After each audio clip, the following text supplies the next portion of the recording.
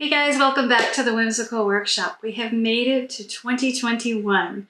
In this video, I'm going to do our annual studio tour and show you around the studio. I have spent the last 2 weeks reorganizing and setting up and getting ready for the new year.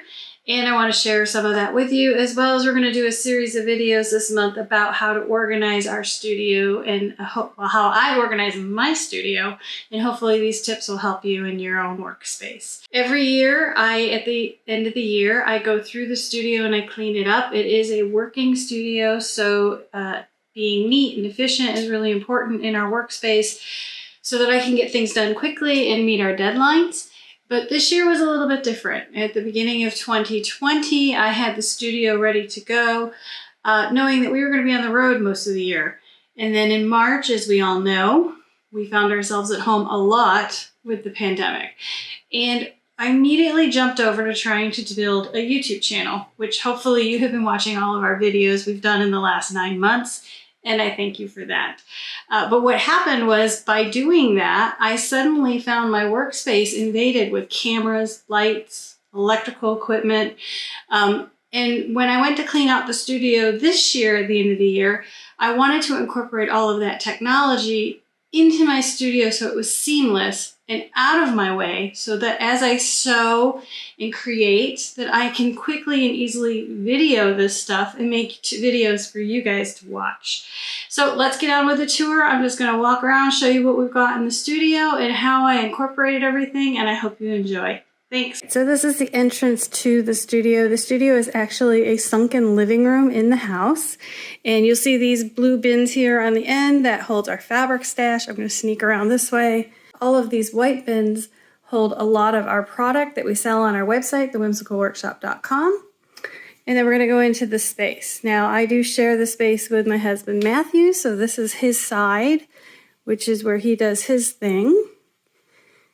And then behind me there's a cabinet. And in this cabinet, if you watched our videos from last year, you'll know is where I store a lot of our fabrics that are pre-cuts.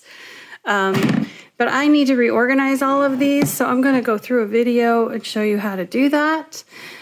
So here we go. This is our shelf with fabric kits. These are all projects that need to be made and hopefully turned into videos.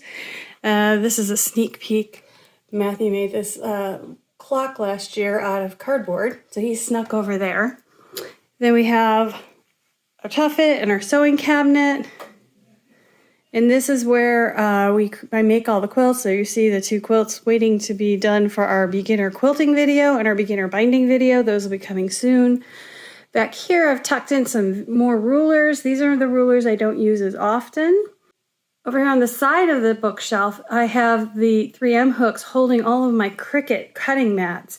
If you have a Cricut cutter, you know you use these mats and then you have to find a place to put them, and they're big and they're bulky. So I've actually just hung them right on the bookshelf. I have a window here that I just use the windowsill as a catch-all for all of my knick-knacky stuff. Sewing cabinet, which we'll go through. I'll show you what's in the drawers in another video. And then here's the ironing station. And I learned early on, my last studio was very, very small, and I learned to utilize the space under your ironing surface. So don't use a traditional ironing board.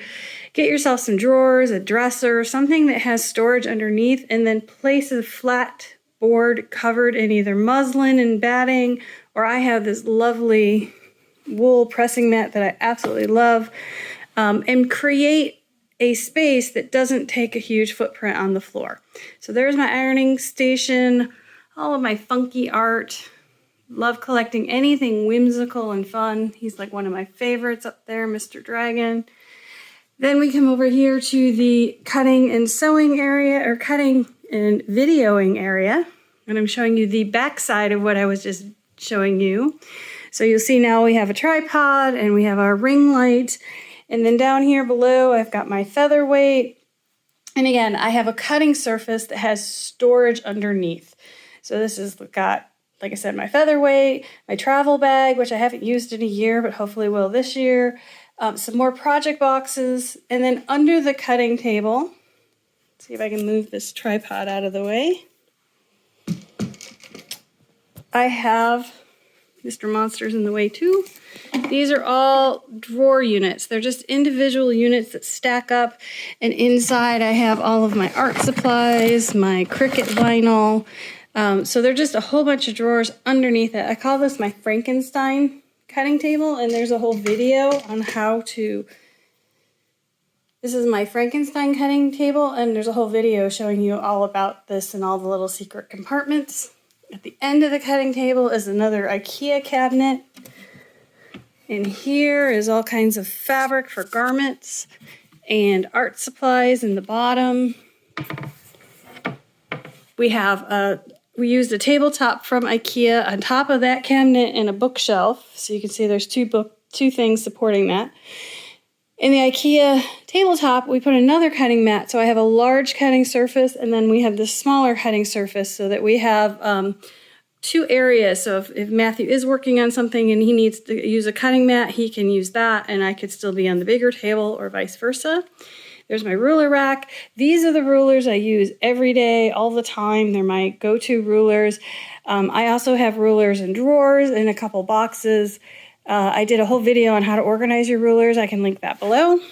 And then we get over here. Over here I have a ton of stuff. But we're going to start off with my AccuQuilt die library. We do a lot of projects with AccuQuilt and with doing free patterns. So these are all the dies I've used over the years. We've got the box sets up there. And then in these bins, these are basic lines that we get sent, that are sent to us from fabric companies, and we use them for various projects. But if I'm using an Andover project, if I am doing an Andover project, I need Andover Basics or Wyndham or Henry Glass. So these bins, each bin is a different company, and they're fat quarters of their basics that I have that I can pull to check the color, to use as a swatch, or sometimes we just use them for our tutorials. So I've got them separated by company versus color, which in a traditional studio you wouldn't necessarily have to do, but that is why we have so many boxes there.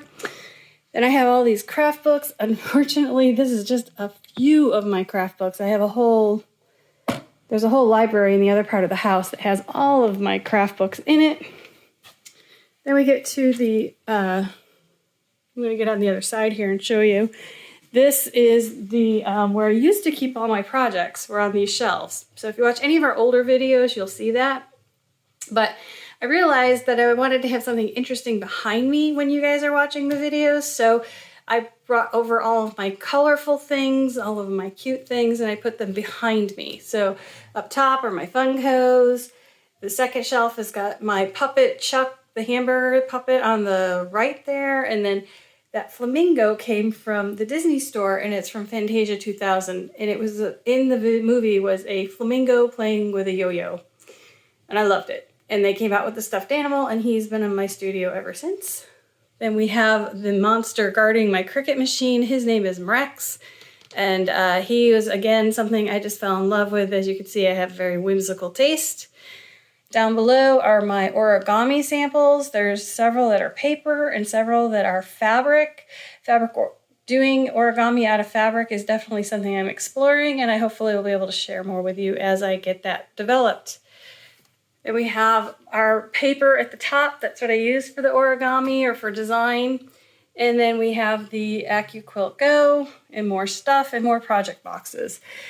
Then at the end here, we have the red mic in the corner for better sound for you guys. There is my GoPro for my top-down shots, run by the laptop over there. Then I had to get some power cords and some other stuff to help run this. But now I have all of the cameras and wires inside or underneath things, so they're not all over the place. And again, I now have a camera set up over the ironing surface. I have a mount and camera that can go over the sewing machine over there. And then I have the tabletop one. And then I have the front on camera that you saw at the beginning of the video. So I hope you enjoyed this really quick view of the studio. This is our 2021 tour. I do try to do one of these once a year. It helps me show what I've done and changed over the year, and hopefully it'll give you some ideas for your own workspace. Thanks for watching.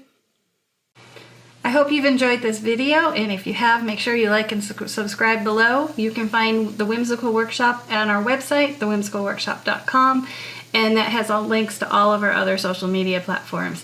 Thanks for joining us.